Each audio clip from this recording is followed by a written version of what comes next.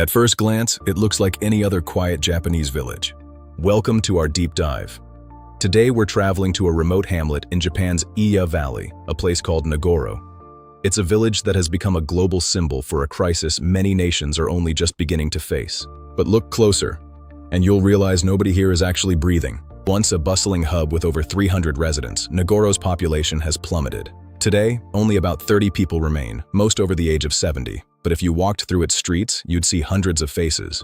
Welcome to Nagoro, the place where the silent outnumber the living 10 to 1. Life-sized dolls, or kakashi, outnumber the living 10 to 1.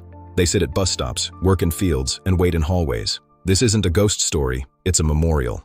The project began almost by accident when Ayano Tsukimi returned to her childhood home to care for her father. To protect her garden from birds, she made a scarecrow in his likeness. It was so realistic, neighbors actually greeted it. Feeling the crushing void left by those who died or moved away, Ayano began repopulating the village. Over 20 years, she's crafted more than 400 dolls, each a pensive, cheerful, or pensive reminder of who was once here. The artistry is meticulous. Newspaper for volume, elastic fabric for skin, and cotton for muscle. She even dresses them in the actual clothing left behind by those they represent. It's a census of silence. Perhaps the most poignant sight is the elementary school. It closed in 2012 when the last 2 students graduated. Now, dolls sit in the classrooms, forever students in a school that will never hear a real bell ring again. Nagoro is a microcosm of a national crisis. Japan's population peaked in 2008 and is projected to fall below 100 million by 2046. In this prefecture alone, 17 out of 24 municipalities are at risk of extinction. This Nagoro effect is going global.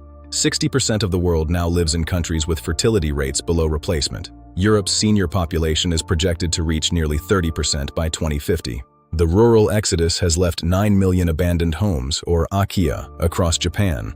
Younger generations migrate to megacities for opportunity, leaving behind a legacy of wood and weather.